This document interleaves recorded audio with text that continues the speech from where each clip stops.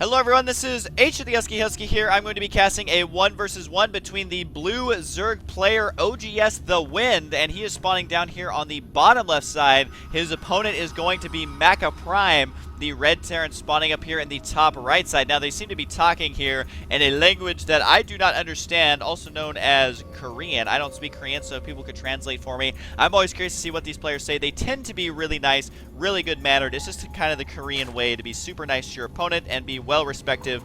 Not so much on North American servers. I don't know about European servers, but man, those North Americans, we love our smack talk. And so, if you could just translate for me, that would be cool.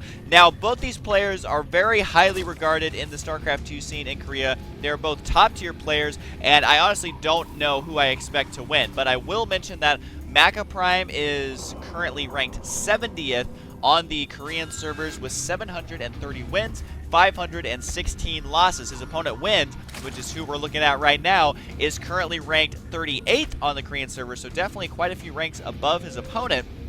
However, part of the reason is because he has played so many more games. He is currently at 923 wins, 767 losses. Again, they're continuing to talk in Korean, and it looks like Maka may actually be doing a Makarax, which is where you get a barracks on the low ground, and then you get one on the high ground, and you use them to do a rush, and then later you can either lift off your racks to finish your wall in, or you can use it to help secure your expansion by making a wall. And so we'll see if he decides to do that. I'm really curious what they're saying. They're actually talking quite a bit here. And this drone is trying to harass the SCV that is building this barracks. That is not going to work, though, as an SCV has been brought off the line to deal with this, which is extremely common. And yep, he is going to be getting a Makarax, where he is getting his second barracks right now. And basically what you do is you use this just to do a marine rush against your Zerg opponent. Now, it does look like OGS TheWInd has secured his natural extremely early, so he will be getting it before his spawning pool, which his spawning pool should be beginning right now, which is exactly what we're seeing. Is that is going down fairly standard here, so we should be seeing an early rush from Maka.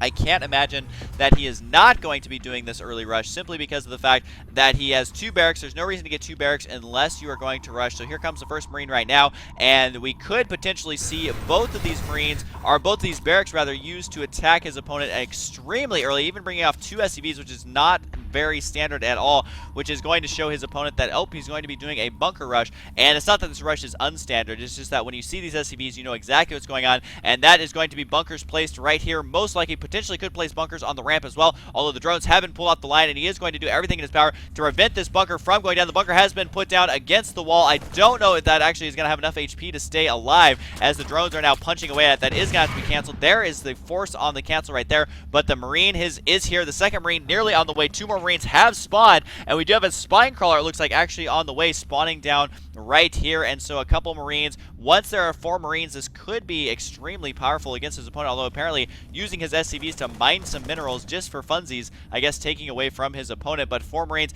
not going to be able to actually shoot down this Overlord whatsoever. And look at this, MakaPrime actually going to use this time to secure his own expansion, just putting on that early pressure, forcing the spine crawler, forcing a couple of Zerglings to be produced. Actually, he forced 8 Zerglings to be produced, which is more than double of what you absolutely need to get. Usually you will see Zerg players only get 4, though. And the SCV is going to scout out this spine crawler, see exactly what's going on. He's going to see 4 Zerglings, and I don't know if he's going to see these other 4. Yes, he will. So he is going to be a happy camper. There are more Zerglings up here, though. And again, MakaPrime is going to be completely satisfied by this, though, because he did force his opponent to get out a lot of Zerglings, which is less larvae used on drones. And, of course, Zerglings do not mine minerals because they are lazy bums who are just kind of freeloading off the productivity of the drone. So they just run around and have fun all day while the drones slave away at the mineral line. And so that did slow him down quite a bit, and it did allow Maka to secure his own expansion, so good play there by him. I would give him just a slight advantage unless OGS TheWInd can come up with something to do with these Zerglings, because on this map, Zerglings are effective at the natural if you get them to attack at certain angles, because again, they can run through here, they can run up this ramp if they kill the rocks, and both of these entrances are very large, so Zergling run-bys are a possibility. Attacking the expansion is a very big possibility, and this Overlord trying to get away. It looks like he will get away, making a little face, I'm guessing, about it. Although no reason to fret, because the Overlord did escape, unless there's something I missed, which is a very high possibility. And they are just so chatty. I don't know what's going on here. They are just like BFFs right now, just having some fun on the good old StarCraft 2. Now, again, a lot of players will make their orbital commands before flying it to the expansion, simply because that does give you a little additional energy, and also MakaPrime realizes there's too many Zerglings on the field for me to secure my own expansion. So what I'm going to do right now is use this to make the SCVs prematurely, and then I will lift off, and once I land here, I'll have even more SCVs to transfer, and of course he will have the energy in addition to, since he made this into an orbital command right away, he'll have additional energy that he can use for mules at any time. So the Banshee is going to be on the way, and we do not have cloaking at all, so he may not actually get that. He could potentially. It's really a preference if you want to go kind of more all in. It's not really super all in, but it does make it more risky when you get the Banshee cloak. Now, you do have a Baneling nest on the way at the expansion. This is in a location that will most likely not be scanned. Even if it scans in the main, you're not actually going to see anything going on there, but no lair has been created yet. Roach Warren has been completed as well. However, none of these units can actually shoot air, so it just has to make sure he has enough queens to defend against the Banshee. Now, there is no cloak on the way yet, so this Banshee may only be this, it may be just a single Banshee that he makes, and there goes the Banshee flying out there right now. I don't know if he'll continue to make Banshees, simply because if he's not going to get the cloak, I mean, your Banshees are going to be so fragile once their Hydras are enough queens to deal with it. Now, it does look like MakaPrime continuing to expand outwards here, which this is really good play on this map, simply because of the, it's so difficult to defend this expansion. Zerglings attack up here all the time. Then if you can make a wall in, the more you can cover with your wall, the better. However, 3 supply depots clumped closely together could fall victim to Banelings, and that would be a massive supply block. So here is the Banshee, although if we look at the units tab, there are 2 queens, and both of them are at this expansion already. Almost actually killing this Banshee, trying to change the angle of it there for it to get away to safety. And a couple of Zerglings actually could die here if this Banshee decides to attack. No, the Zerglings are going to run away, and this Banshee has been thwarted, and he's just going to have to repair this basically if he wants it to do any good. Only 23 HP. Any queen can take that on head on, no problemo. Oh man, just looked over and my dog had found a nice little brand new comb to chew on. So the Banshee's trying to pay for herself by killing off Zerglings. She does have 3 kills, but definitely has not paid for herself. Just using it for a little bit of map control there. And for now, though, he definitely wants to keep it alive because Banshees do a lot of damage, and he's preventing the Zerglings from capturing the watchtowers. And there goes the SCV to repair it. So they are buddies now. He is hitting on her, trying to ask her out for a date by repairing her nice ride. I don't think that... I think she's a little out of his league, though.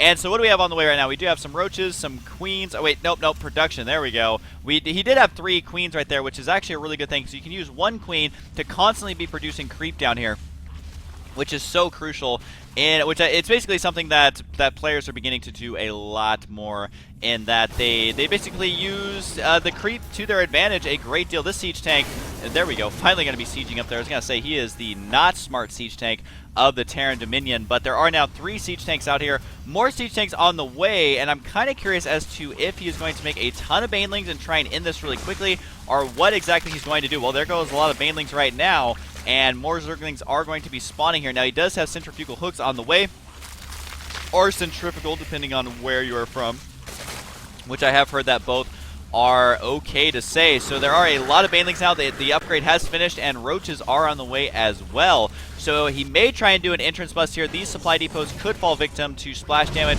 but the siege tanks are so well spread out. The Marines are going to be protected back here if they micro back correctly, which Terran players, especially at the Korean level, tend to have no problem in dealing and microing correctly. So against the Banelings, they have no trouble dealing with them. And so right now, if we take a look at the army size, almost identical here for both players. Both players are on 2 base, so it does make sense, and I wouldn't be surprised to see the Wind being moving out and expanding soon. However, there is a dropship out here full of units for MakaPrime. This Banshee, now fully healed, is going to be on the move, and actually he could engage any of these armies directly simply because they do not have anything going on there.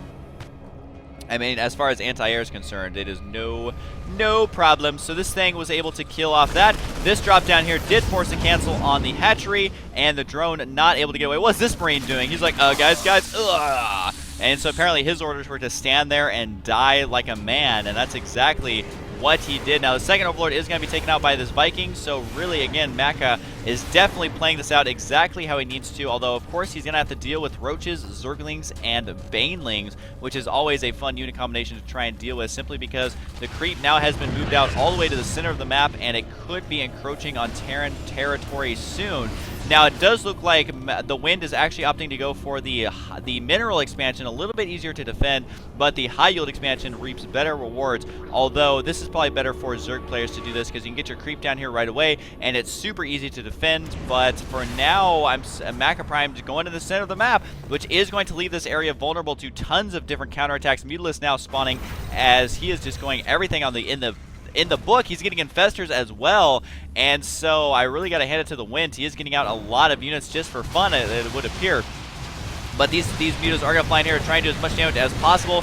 One missile turret going to be able to protect this, as well as a bunch of Marines running over here. The Marines have stemmed, which will soften them up quite a bit to these mutas. I don't know if the mutas are going to be able to do any damage at all, though. There is an armory here, so we could potentially see Thors. I don't think we're going to, though, as there really is no reason for him to get them right now, especially if he has scouted the infestors, because they can mind control the Thors, which is zero fun if you're a Terran player, and leagues of fun if you are a Zerg player, because all of a sudden you have mech in your army, and what Zerg player doesn't want that? So these mutalisks try to do some damage here. It looks like they will be softened up once again by those missile turrets, which all of them are 4 of them are in the red.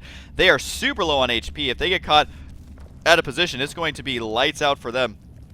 So right now, it's just basically waiting for the Zerg player. I'm thinking TheWInd is going to have to be the aggressive one here, because the Terran player does have his high yield expansion. He now has a planetary fortress set up here, and he's mining it out as quickly as he possibly can, because of he's using the mules right here. He wants to mine this one out as quickly as he can, because, I mean, it's the high yield expansion in the center of the map. It's super hard to defend, and so you just want to get in and get out if possible. So I don't know, he probably will have to have a hard time holding on to this, though. Although really good placement of these missile turrets. It looks like all these mules are going to go down except for one, the only smart one.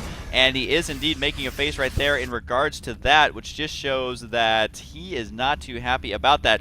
But now he does have Mass Roach, Mass Baneling. It looks like he's, nope, there's the rest of the Zerglings, and as well as the Infestors here. So we'll see if he can make something happen. If he can get 1 or 2 good fungal growths on the Marines, they will all die immediately, and it looks like he's going to try and do just that right now. These Marines are stepping over here. Fungal growth needs to go down. These Marines right now, the Infestors are trying to get over there, but the Marines are going to wisely back out of there as quickly as possible. But here comes the main attack, but there are so many siege tanks spread out that is not going to work. One thing that might work is a Nidus Worm, kind of planting it down in the main, even back in this corner.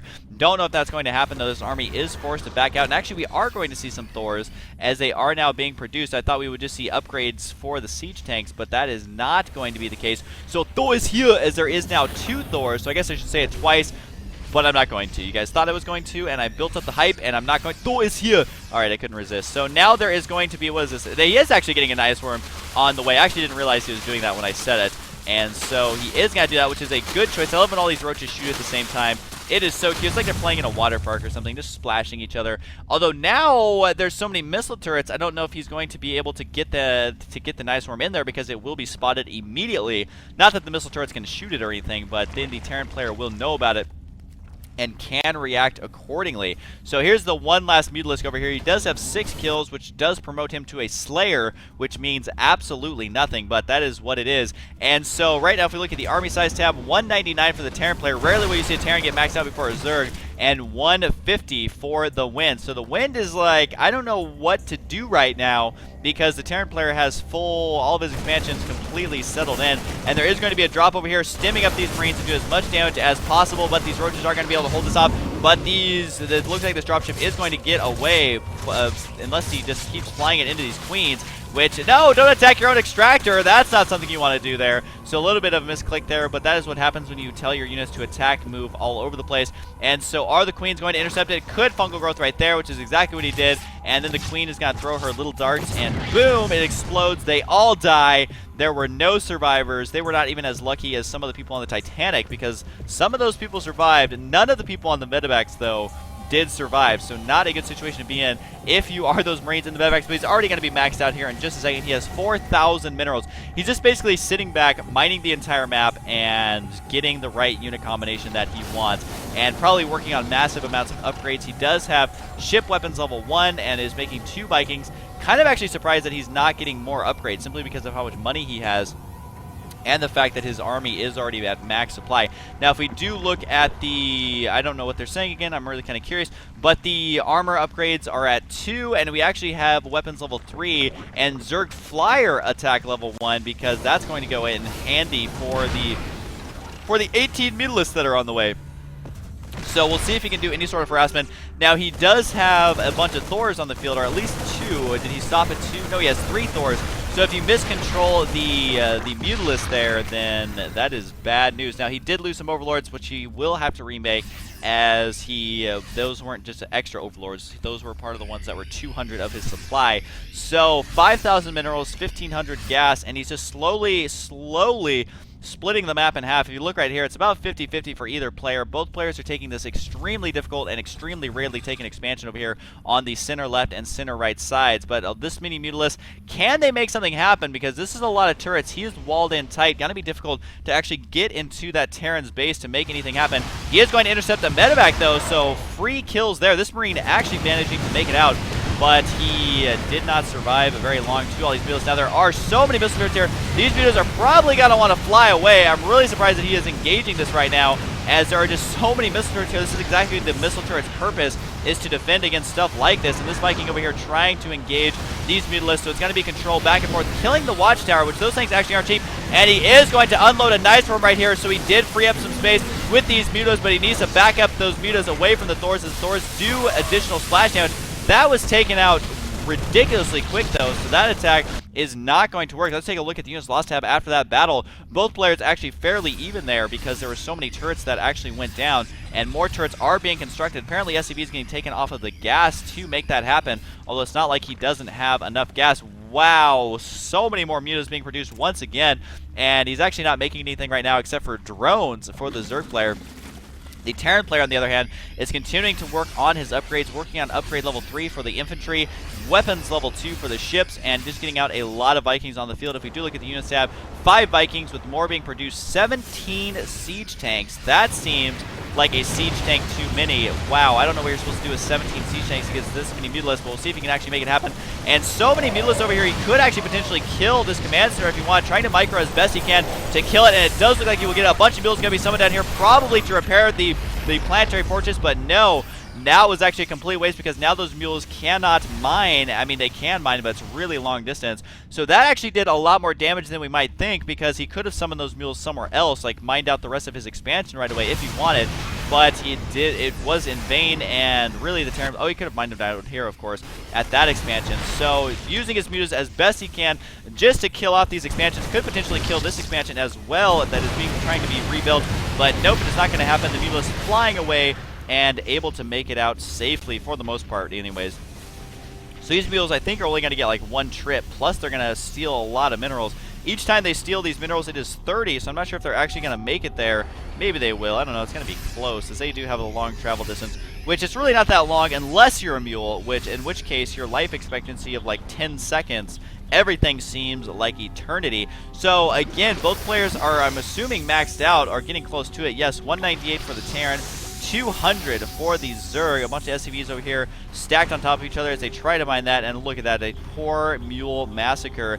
And he does have another watchtower going down at this expansion. That's just to keep an eye out for the mules. Would not be surprised to see a tower go down kind of near the Xel'Naga watchtower even, just to make sure you know exactly where your opponent is and exactly what he is doing. Now, the 3 armor upgrade is completed. It does not have missile weapons or anything like that, but he is working on upgrades for his Mutalist, and 3,000 minerals for the Zerg, 1,500 gas. The Terran player, 5,800 minerals and 3,800 gas. So both these players completely just getting maxed out on everything.